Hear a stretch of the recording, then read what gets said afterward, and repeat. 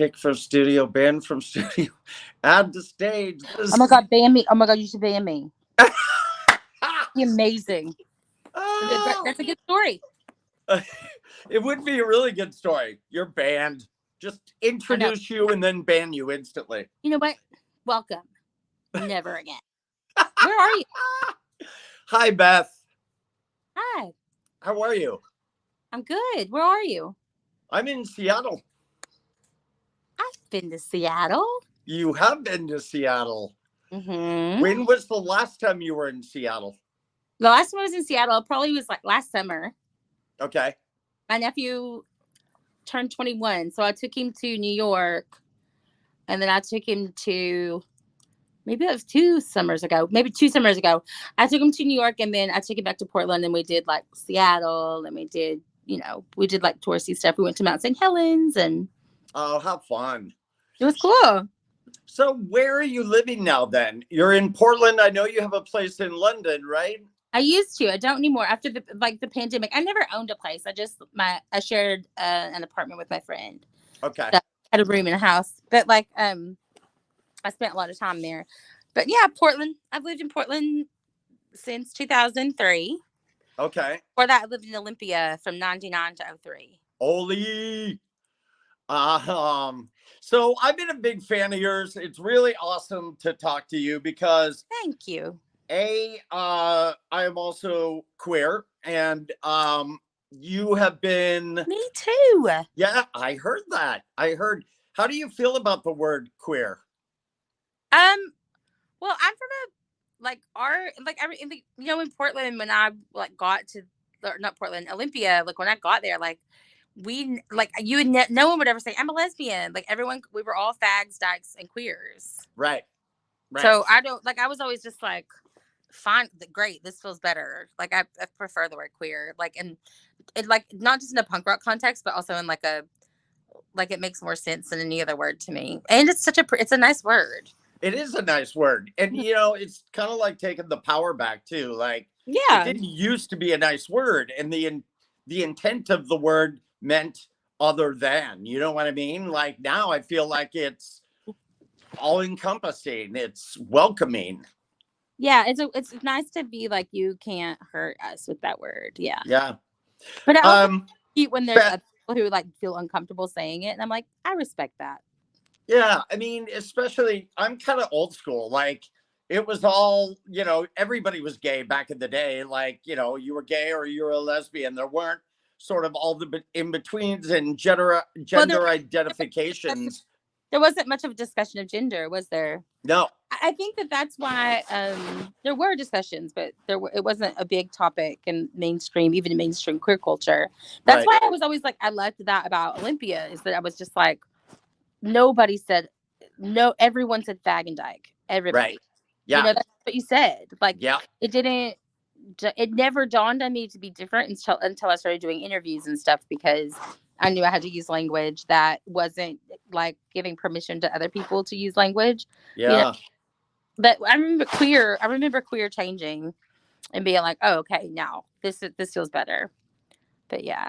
Yeah, I feel like a younger generation sort of, I mean, it's so refreshing. Damn, I wish, honestly, as open as the world is now, I wish it was like that when I was in high school, right?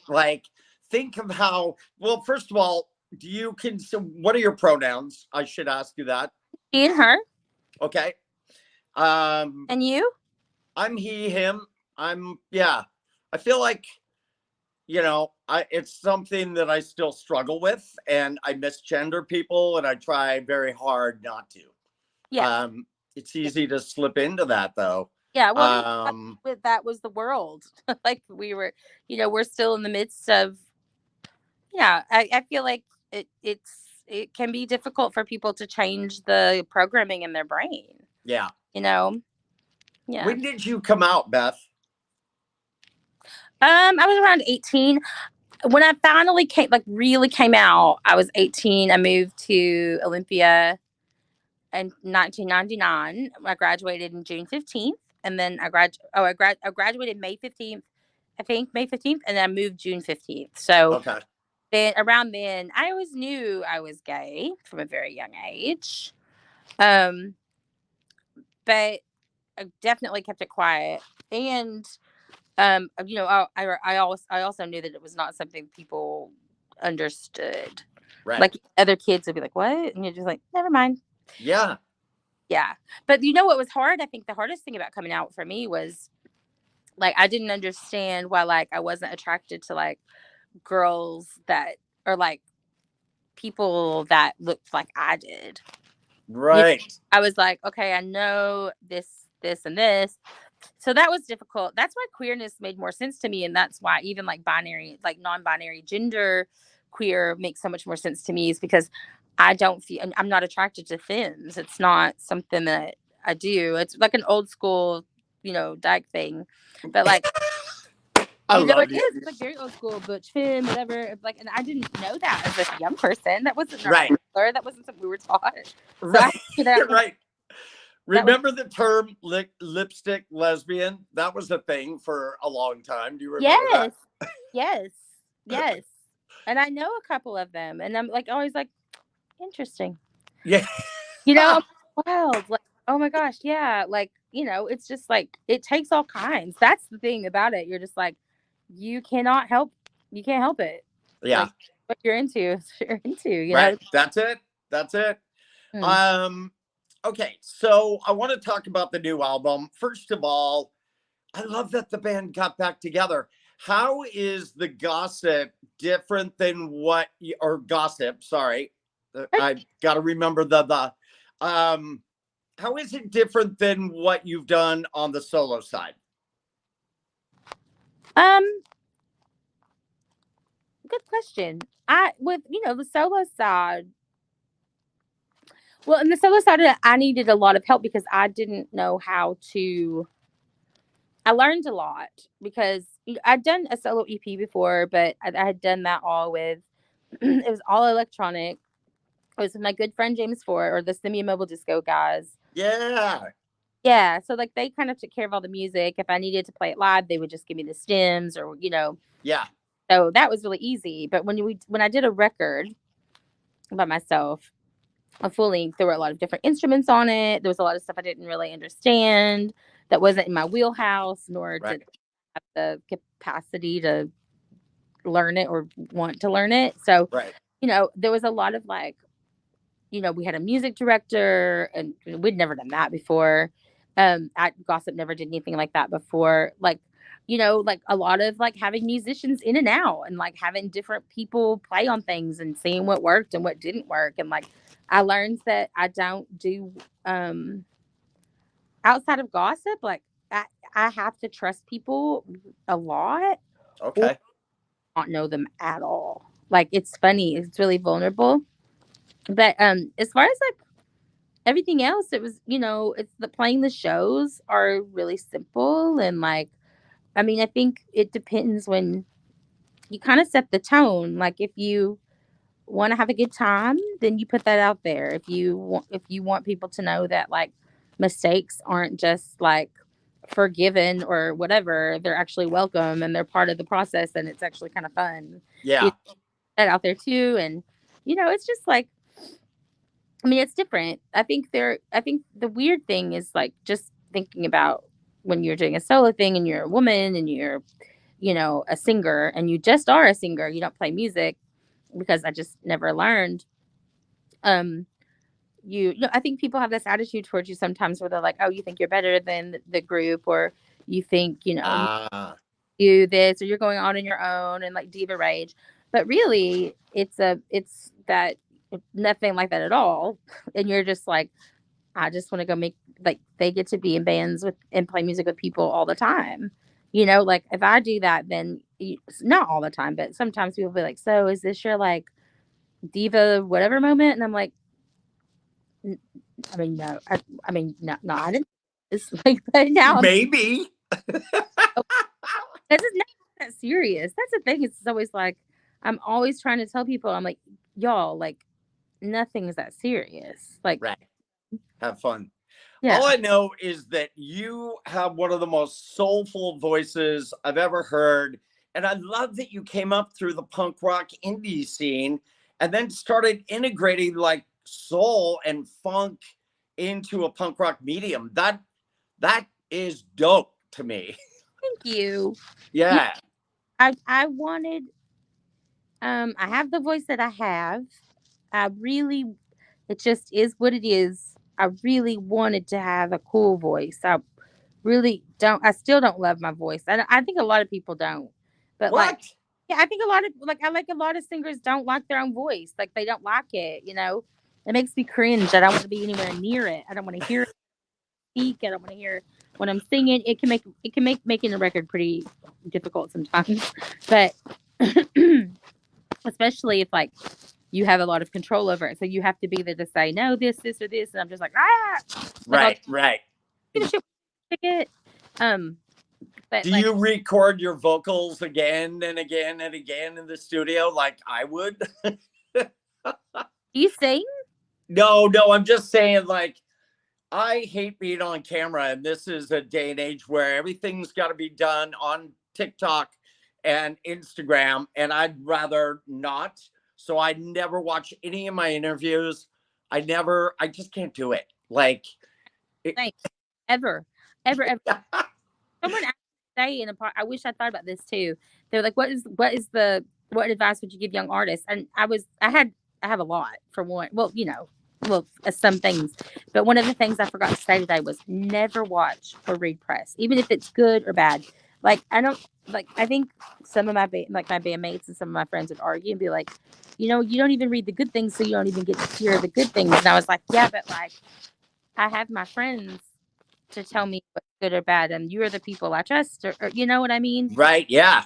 Yeah. Because inevitably you'd read something good and then you'd scan down to the comments and Yeah. fuck the comments. See, online, like I don't, and it's because I don't. It's not because it's like I. It doesn't feel like it's not because it's not because it's not my generation or whatever, and it's not. But also, there are so many things I'd rather do. Like I'm Right. just like I would rather like like crochet or sew or like there's so many things that I'd rather do with my hands. I'd rather read about. I mean, I don't know. I'm not like a highly intellectual person or anything, but I'm just like I don't know. I'd rather read weird facts about a platypus. I don't like just like go into, you know what I mean? Yeah. Yeah. And to me, I like people a lot. I love doing promo. I love to impress. I love meeting you and being like, oh, you live in Seattle, and like we probably could talk all day about all the kinds of stuff, and like Yeah. I genuinely like that. But I don't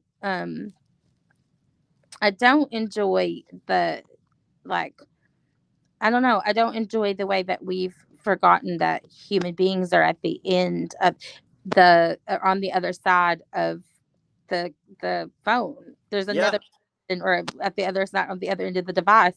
And like I've definitely been there when I've gotten into like weird debates or arguments with people and I'm just like, what am I doing? Like what am Yeah. I Right. Or like better yet, somebody will make a comment and you kind of are in that space where you try to not let it bug you, but it sits in the back of your mind. And like, I don't know, I also think by not looking at the stuff that you've done, it allows you to be in the moment a little more. yeah, and So, like you know you don't need I don't know about you, but I don't need more negative thoughts in my head. right. You even like I say like I love that you can reach out to anybody in the world. That's so cool. But like the rest of it just doesn't interest me that much. And Yeah. like I wish there was a way, that like if people I don't know, you wish that you could be a positive force and be a force for good and like give people the attention they deserve. And sometimes people are so kind and you just like you especially like young queer people and you want to be like I wish I could reach out to you and help you or whatever. And then that's all gets taken away when it's like there's like infighting between people who like completely agree on shit, but they're fighting each other for some reason. Or Right. there's no organization around let's actually do some activism and make some change instead of just screaming at each other over the internet. Like it doesn't feel um it doesn't feel good, and I haven't found a way to like reconcile that. I think maybe someday I will. But the negativity, what's really funny about that, and maybe this is coming from a punk scene, is that sometimes, like if I read things like or I'll see stuff, every once in a while, I'll be like, they're right. Oh, fuck. You know, That's the worst. they nailed that. They were completely right about that. I agree with this. Or Oh, my God. you'll be like, that's Uh, pretty sick. Beth, how did you come up with Real Power for the title of the album? We had to have a title quickly, and quicker than we wanted to, because like the record, it's funny, like even though it started in quarantine in 2019, it took so long, but we didn't have the whole piece to give it a name to and stuff like that. So it was like, okay, well, if it's going to be Real Power, and that's one of the names we're throwing around, we're like, okay, well then it feels like visually it needs to be a nod to Raw Power by Iggy, by the Oh, rad. yeah, that's what we wanted it to be. And Okay. then we started working with Cody Critchlow, and he had these other different ideas. And I was like, absolutely, I trust him with my life. I was like, whatever you want to do, I'll do it. Like, I will do anything for you. He's one of those people, those rare people that you're like, oh, yeah, for sure. Because he's funny. Yeah. Not plain where you're like, okay, like, not everybody's going to get this. Whatever. And it doesn't fucking matter because we think this is funny. Let's go. And Right. the right people get it. So That's awesome. it was I so love the nod to Iggy, though. That's fucking, that's. I wish that, like, but the day after it was due, I was peeing actually, and I had my phone. As seen in the video I was peeing for like Crazy that, Again. and I said, "Oh my God, Nathan!"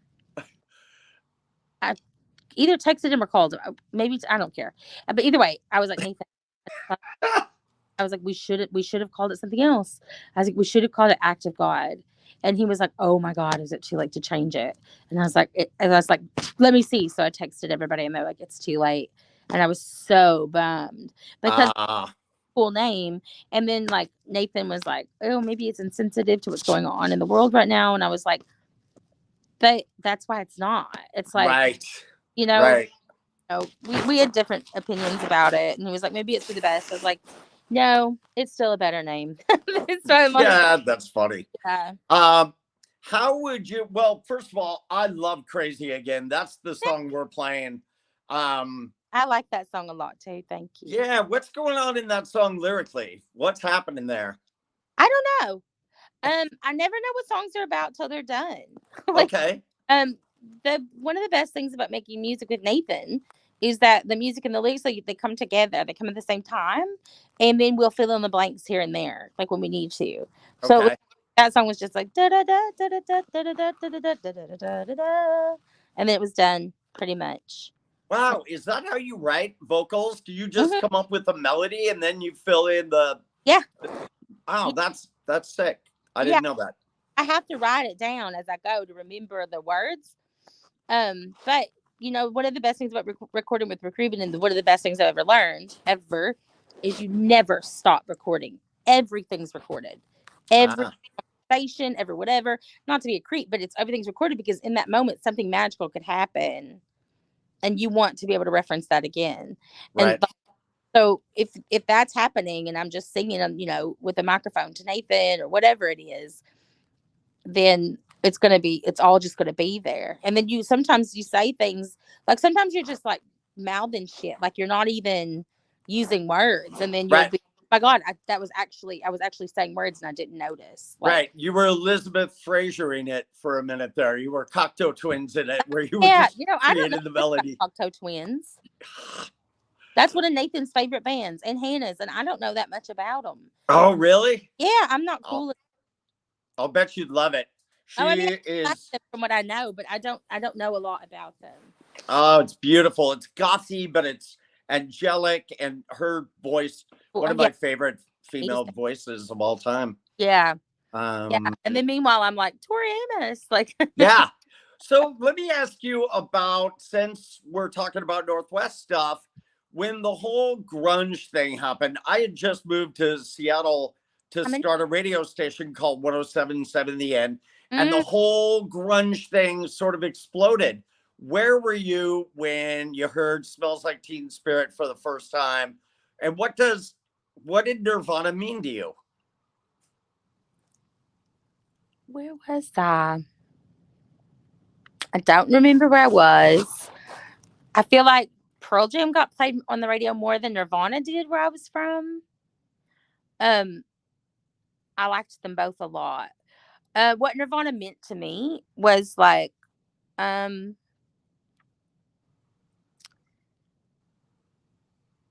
definitely like the amount of exposure I think he gave to like bands that inspired them and him and that he was listening to and bands that he was taking on tour with them and you know the people that he really looked up to. I mean like from Lead Belly to the Vaselines to David Bowie to like it was just like the Raincoats like Yeah. um there were all these bands that like I don't I don't think we would have had easy access to. Bikini Kill was one of those bands. Like I don't think we would have had easy access to without them. And I know that's what changed for other people. I think there's that whole thing when people talk about music like when people talk about how grunge, like how all the hair metal bands are like, there's all those interviews where they're like, what changed? Yeah. And they're like, Yep. I think that that's true, but I feel like what happened too was it wasn't just sonically Nirvana. It was the attitude of Nirvana. It was the punk rock of Nirvana. It was the ideology and the ethics and what they were talking about, what they cared about. And even though like, he died so young, maybe he would have been a completely different person. And then, like I met Dave Grohl recently and he was absolutely lovely. And we were talking about Steve Malkmus and he was like, not Steve Malkmus, who were we talking about? Ian from anyway, Fugazi? what'd you say? Fugazi? No, yeah, no. Maybe it was Ian from what's the other band? I didn't listen. Minor Threat? Yes, Yeah. yes, Same guy. yes. Okay, yeah, okay. There you go. Yeah. Because I didn't listen to either one of those bands that much. Yeah. I wasn't. It just wasn't my scene. But like, I remember me and Dave Grohl were talking about Ian from the DC punk scene, right? Yep. Or whatever. And he was Ian telling me Mackay. a story. Ian Mackay, yes. He was telling me this incredible story about how we were when he was a kid. Like he used to write letters. And he wrote a letter to Ian Mackay, and then Ian Mackay I think the story goes that Ian Mackay had saved it and actually one day showed it to Dave Grohl that had kept it. I was like, that's so fucking cool. And then we kept talking more, and I was like, I just love Ian so much. And then it dawned on me, like in the middle of the conversation, he had said something, and I was like, I'm talking about Ian Savonius. And he was like, oh, I'm talking about Mackay. And I was like, how fucking funny is that? That is Like, just an age thing, how right? Like, by this person named Ian from DC, and it's different eras really, and I'm like, oh my god, that's so funny. But anyway, but like shit like that, like I could sit down and have a conversation with him without that, and we would neither one of us know which Ian we were talking about, but know the Ian the other one was talking about when we I was like, that's a very rare thing to happen in pop culture at all, and whether or not you want it to be, Nirvana was pop, like was part of yep. it. So like Yep. that, like I think that little story to me speaks volumes of the kinds of people that they were, and like Absolutely. what they did for people like us in the middle of fucking nowhere with no MTV. Like if you wanted a queer magazine, you wanted a gay magazine, you had to ask for it behind the counter if they had it. Yeah. And like this is not the late 90s in Arkansas. Like this isn't the 70s. This is like, you know. Absolutely. Hey, Beth, so our station is called KPNW and we're very Northwest oriented. We play local music, but we talk about the culture and what the Northwest is about. What does PNW mean to you? Oh. It can be anything from record stores to the mountains to coffee to Oli to, It's my home. It's one of those places that I'll just be like, hey, I can talk as much shit about it as I want to, but you can't. Like, it's, you know, I've lived there more. I remember the year that I'd lived there for 18 years. And I was like, oh my God, I've lived here as long as I did in Arkansas growing up, you know? And so I've lived in the PNW for 25 years. And like, I don't, you know, I, I don't even know how it would be different. Like, it's just where I live. It's my city. It's Portland is home to me. And, you know, I love, it's not even like, you know, I think people, that's how home it is to me, I think. Like, people are like, so what do you do for fun? I'm like, nothing. I just live there. You know, like, for fun, do you do this? I'm like, no, I go to the same Thai food place that I've gone to for, since I've lived there. I go, you know, like, I still live in Northeast. It's like, I don't know a lot of hip places, like the same places that I've always gone to, like that were hip when we were kids. Like, I don't know enough about food. I don't know anything about foodie culture. I don't care, you know, but I can tell you where all the good vegan restaurants are because that's what it used to be about, you know. Yeah. I'm not vegan, but like, so, you know, like that's how it feels to me. It's just like when it, you know, I'm like, I can tell you how to get downtown on the bus, you Yep. know. Like, I can tell Yep. you, take the 8. You're going to take the 8. You'll never go wrong with the 8 or the 75 or the 15. You'll be fine. But like, I don't. You'll be fine. I love that. But yeah, I mean, I think I don't know anything new. I don't know anything cool because it's just where I live and it's my home. Yeah, And do you know what I mean? Like, I it's like, do. I think that's what I love about it. It's like, I love that, like, you know, I when it's Christmas time or whatever, and I bring people around, and like my mom's come to visit so many times that we don't do anything because I'm just like, Mom, did you want to go to the Piddick Mansion again, or I mean, do you want to? Because we've already been 5 times. You know what? It's Right, right.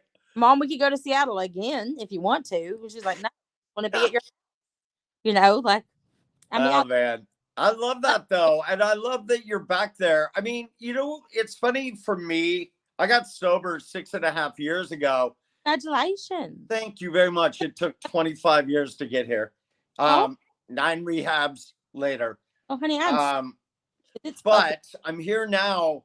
Now all of a sudden I'm looking around going, this fucking place is beautiful. Where have I been? Like, now I'm like walking on the waterfront. I have my old man walk that I do on the waterfront. I'm just digging my surroundings and noticing when it's dark for too fucking long. And yeah, just now, all of a sudden, I feel like, oh, it's becoming a part of you now. Like before, you were not present. Now yeah, you're in it. yeah, that makes so much sense to me. I Yeah, like that must be incredible. That must be so different. it is. I'll tell you, dating sober, I haven't attempted it yet. Yeah, Um, you know, that's a lot. it's a lot. And I'll tell you, okay, I'm gonna get real is TMI, but Oh, honey, sober sex? no such thing. Sober I'm Southern. I'm a Southern woman. We don't TMI. We just talk. okay. No such thing. Sober sex, man, that's a whole different thing outside of your part like a long-term partner. Like when you're in a relationship for a while, you get used to it all, right? Like now you meet somebody and you have to, Look at my I don't know. dingling. It's hard. Sober. Yeah. Like, yeah. I mean, it's fucking vulnerable. Yeah. I always felt really, I was never good at like, hi, 10. Oh, it's time. Time. Okay, yeah. We're right after we're talking about our genitalia. Oh, Is that but Gina? that was Jana. It's hard, no pun intended, but it is difficult. It's hard anyway. You know, like Yes. I was never good at being slutty. I wanted to so bad. I Yeah. wanted to be slutty. I wasn't good at it because it just didn't feel fun. You know, Right. like I knew people that does feel very fun for. And I'm somebody who can be naked in front of fucking anybody. Like, I Yeah. don't give a good goddamn who it is. And well, unless it's like if the person I'm way more vulnerable with the person I'm dating or with or sleeping with. But like I can be naked in front of 1,000 people and be like spread eagle and be like, check this out, fuck off. But it's different, you know. It's like real. Like I don't care about that shit because it doesn't matter to me. Right. But Right. it's different when it matters to you, and it must be hard. It must be very hard. Yeah, it's But you'll weird, get man. there. But you And know, also, it's. guess what else? Sex is cool. You'll get there, but I it's not the hope. most interesting, most important thing. Thank God. Thank God. I'm older now, like it was when I was 21. Yes, You of know. course. That's what I was trying to be a slut. It didn't work. Yeah. It didn't work. It Beth, didn't. I love you so much. I feel like we'd be fast friends if we lived in the same city. Well, anytime you're in Um, Portland, which you won't be because people in Seattle don't come to Portland. Important people don't come to Seattle. Fact. well, next time you play in Seattle, I'll definitely come and say hello. Oh, please. And Love thank it. you so much for doing this. And we've been trying to knock this out for a while. So really Oh, appreciate it. And I'm happy to anytime. awesome. Thank you, And Beth. grandma friend, I don't do shit. well, when you get back home, if you You come want up to go yarn here, we'll go shopping? out to All right. eat and hang out. Okay, honey. Take care of yourself. I'm happy for you. You fucking did it. Don't let go. Thank you, Beth. You're gonna get Appreciate some. that. You're gonna get it. You're gonna get it. I like that. Bye. See ya. Bye bye.